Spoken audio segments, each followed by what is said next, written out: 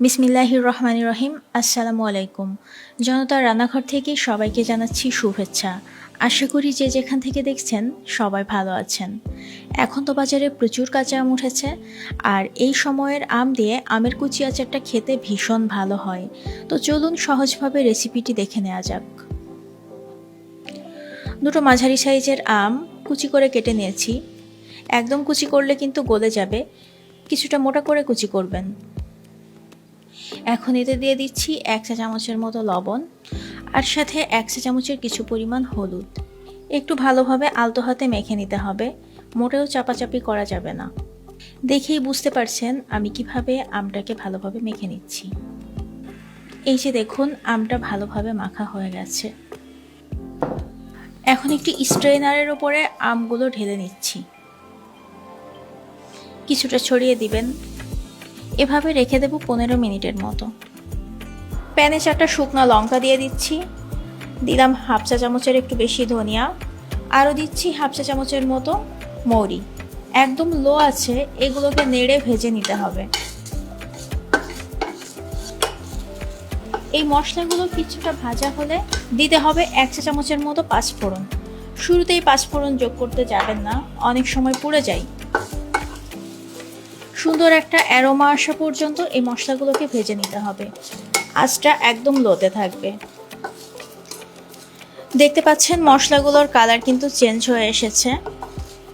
ভালোভাবে এগুলোকে ভেজে নিয়েছি। একদম শেষ পর্যায়ে দিয়ে দিচ্ছি 1/2 চা চামচের মতো সরিষা।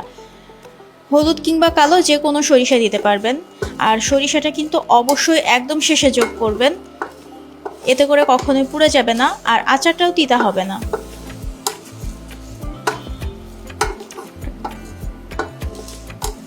সরিষাটা ভাজা হয়ে গেলে বেশ চটপট আওয়াজ করবে, আর ঠিক সে পর্যায়ে নামিয়ে নিব। কিছুটা ঠান্ডা হলে কোর্সলি গ্রাইন্ড করে নিব। এটা একদম মিহি করা যাবে না, কিছুটা দানা দানা থাকবে। মশলাটা দেখেই বুঝতে পারছেন এটা একটু দানা দানা আছে। এবার আমের কুচিগুলো থেকে একটু পানি ঝরিয়ে নিতে হবে। এভাবে আলতো করে চাপ দিলেই দেখবেন পানি ঝরে যাবে। একটি সার্ভিং ডিশে নিয়ে নিচ্ছি।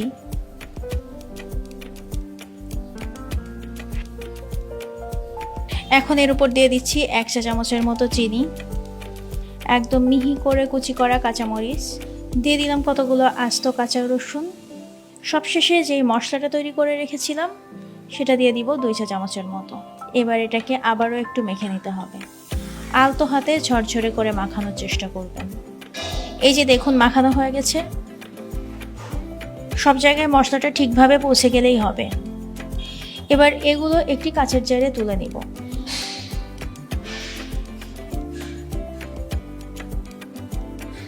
এখন দিচ্ছি 2টা কাঁচামরিচ, এটা একদমই অপশনাল।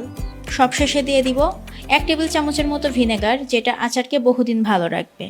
এখানে একটা টিপস আছে, কখনোই অর্ধেকের বেশি কিন্তু আচারটা ভরা যাবে না। বাকিটা কিন্তু আমরা তেল দিয়ে পূর্ণ করব, এতে করে আচার দীর্ঘদিন ভালো থাকবে। ভালো মানের আচারের জন্য অবশ্যই একটি ভালো মানের সরিষার তেল প্রয়োজন। তেল ভালো না হলে আচার খেতে মোটেও ভালো লাগবে না, আর দীর্ঘদিন সংরক্ষণও করা যাবে না। আমি ব্যবহার করেছি আকিজের সানশাইন সরিষার তেল। বাছাইকৃত দেশি সরিষা থেকে তৈরি সানশাইন ভার্জিন গ্রেড সরিষার তেলের ঝাঁজ ও গন্ধ অতুলনীয়। 1.5 কাপের মতো সরিষার তেল দিয়েছি এখানে। তেলটা গরম করে বেশ ধোয়া উঠেছে। এখন দিয়ে দিচ্ছি 2 টুকরা দারুচিনি, অল্প একটু তেজপাতা আর আস্ত রসুন। এভাবে ফুটে উঠলেই দিয়ে দিব সেই ভেজে রাখা মশলার আরও 1 চা চামচ। এখন এই তেলটা সরাসরি দিয়ে দিচ্ছি আচারের ভেতরে। দেখতেই পেলেন কত সহজে আমের কুচি আচারটা তৈরি হয়ে গেল। এটা খেতে এত বেশি মজা, আপনারা বানালেই বুঝতে পারবেন। যেই প্রসেসে আচারটা বানিয়ে দেখিয়েছি এটা সব থেকে সহজ এবং কার্যকরী প্রসেস। আশা করি রেসিপিটি আপনাদের সবার কাছে ভালো লেগেছে। ভালো লেগে থাকলে ফ্রেন্ডস অ্যান্ড ফ্যামিলির সাথে শেয়ার করবেন, আর বাসায় বানিয়ে জানাবেন খেতে কেমন হয়েছে। সবাই ভালো থাকবেন। আল্লাহ হাফেজ।